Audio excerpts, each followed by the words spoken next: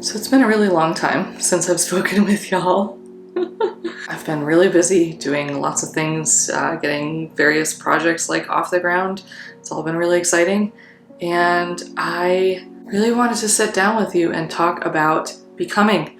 I know in the first few videos on this channel, we dove into what unlearning is, what are the tools of unlearning, and also some things to watch out for with unlearning. And today, I want to talk about becoming. And to be fully honest with you, becoming was a bit of a mystery to me as well. I know I'm the one who created this channel, Unlearn Become, but becoming has always mystified me because I think I had always been so focused on unlearning and the unhealthy side of unlearning that I hadn't really felt into what becoming really meant. And so I'm excited to share with you my understanding of what becoming means and what that might look like for you in your life. So becoming, the definition of becoming is to begin to be. When I heard that definition, I was like, oh my God. To begin to be. What is being? Being is just existing in the present. And if that isn't what so much of us want, good grief, to be able to be peacefully in the moment, to begin to be accepting or surrendering to the moment, to not fight it so much, to bring new qualities into our being. Isn't that what learning is? Is learning how to be in a different state or to express yourself through different qualities. I'm thinking about becoming as, instead of me trying not to be where I am and trying to be somewhere else, that becoming is actually most effective if we're trying to bring qualities into the present, into where we are right now. For me, beginning to be is all about, after you do all of that unlearning work and like kind of question the paradigms that you've been handed, who am I underneath my conditioning? Who am I underneath all of the shoulds that I've inherited from my family and from the school system and from my workplace and from my neighborhood and to my broader culture and from my country and from my nationality? Who am I? And how is that just like wonderful and lovable and okay, just as it is? And how can I begin to be peacefully with that? That to me is like the journey of becoming. And so I do think that there are a set of skills that you do need to learn to basically navigate this territory with the least amount of pain. Although pain and discomfort is not something that is necessarily to be like pushed away or avoided in this way of looking at things, but to begin to be requires an attunement, learning how to listen to yourself, learning how to be in the present moment enough so that you can slow down and actually notice, what do I like? What do I not like? What do I value? What are the things in my life that aren't aligning with those values? I think slowing down is a skill that benefits this phase of becoming. Learning how to hold the many different paradoxical parts of ourselves that seem to be at odds with each other sometimes. I think that's part of the journey of becoming. The skill of moving forward with an intention and yet a loose grip on that intention, I think is an important part of becoming as well. Think about it. If you are trying to create something new, like for example, me creating this YouTube channel, this is a massive act of becoming for me. I'm learning a whole bunch of new things that I've never done before. I'm learning how to be visible in a new way that I've never done before, to prioritize the making of these videos and all the stuff that I make over on Instagram, which if you don't know me on Instagram, you should go there and I will include a link in the bio. But the act of becoming a person who does this requires a lot of all of those things that I mentioned. Listening to myself, figuring out what is the way of making these videos that's actually important to me. What do I value? What do I enjoy? It also requires learning how to bring those new qualities of being comfortable with visibility or feeling safe, regardless of what circumstance I'm in.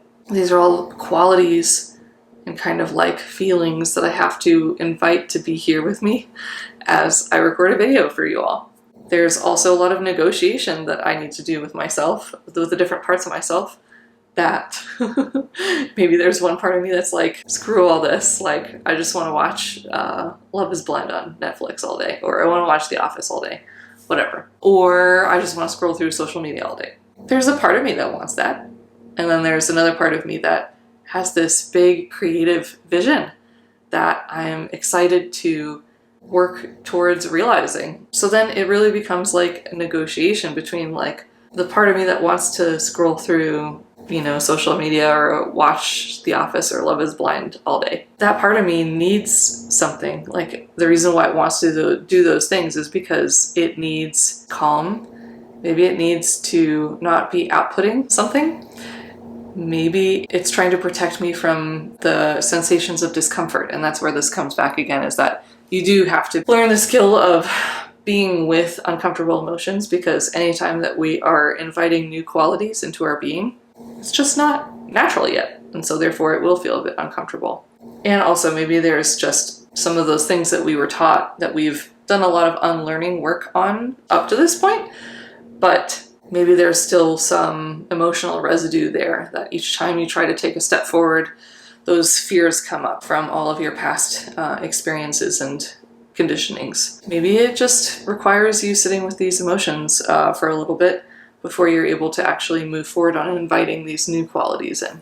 And yeah, holding that intention, but holding it lightly. This is really all about an attitude of experimentation. I'm going to try something. I'm going to mess around with it, see if it works. And if it doesn't, that's okay. What did I learn from that? How am I going to keep moving towards the things that I value? How did whatever I just did clarify what I value and or what I like or what I don't like? And what can that teach me about how I should move forward? All of these types of ways of looking at things are really important for whatever becoming journey you're on. And so to clarify it, I actually look at becoming as like stereotypical labels of becoming are becoming more authentic, like being your authentic you, living your best life, building habits, like, I don't know, productivity. These are all kind of things that are under the umbrella of becoming very often. If those practices are done with the unquestioned mindsets of all the things that you typically tackle when you're unlearning, then that means that whatever you're becoming isn't actually in service of your true fulfillment and happiness. You're still trying to live by standards and values other than your own. And ultimately, how fulfilling and happy will that make you? It's up for each person to answer that question for themselves. So, pausing now. Gonna look at my phone. See what time it is. Okay, just need to check my phone because I have a client soon and I don't want to lose track of time. So, what else do I want to say about becoming? Pepper is here and she's like, why are you talking so loud? And is looking very skeptically at her poof that she's on. I'll take the camera off and I'll show you later what she looks like and how she's sitting right now. The thing that I want to also share about becoming is that so much of becoming can happen organically and naturally once we establish some safety within ourselves and once we've questioned enough of the conditioned thoughts, mindsets, beliefs, paradigms that we've inherited. And again, if you haven't watched those unlearning videos, I would encourage you to do that. Maybe I'll make a whole playlist about unlearning and then I'll link it here.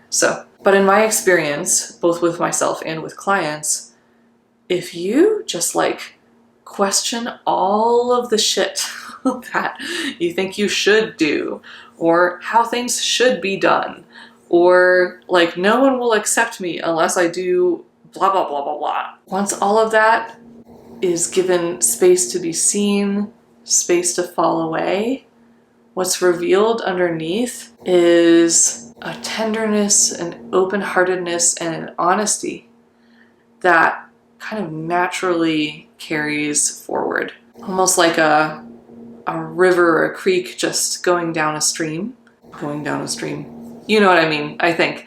A river or a stream going down, downhill, down slope, whatever you actually call it. Gravity naturally pulls the water in whatever direction it's supposed to go in. It will find its way to the ocean. And that's what I really believe is true about each one of our essences. If we kind of remove all of the muck that covers up our essence from blooming and showing itself in our lives, it honestly is a lot easier to lightly learn the skills of maintaining the integrity of that essence and just kind of allowing that to naturally pull us forward on our life path, as opposed to like muscling and efforting our way there. Usually that's, at least again in my experience, that's not the way, that's not the path. So that is it from me for now. Before I officially say goodbye, I will show you Pepper. Here she is, Miss Pepper. Hi, cutie. She's so cute. She loves sitting on this poof. She often sits on it while I'm doing coaching calls and other stuff like that. So, you're such a sleepy cutie. You're so cute. Okay, folks. Well, that's it from me for now, for today. My intention is that it will be a lot sooner that you'll see the next video. I'm sure this video is going to be a pretty short one too, so we'll find out. But in the meantime, if you want to stay up to date on the latest little tidbits of things that I think might be helpful for you, feel free to follow me on Instagram. And then otherwise, I'll be back soon with another video about mental well-being, the process of unlearning and becoming, emotional and spiritual well-being as well, and more stories from my own life about how I'm implementing and experimenting with all of this myself and how that's all working out. So, okay, I will see you next time.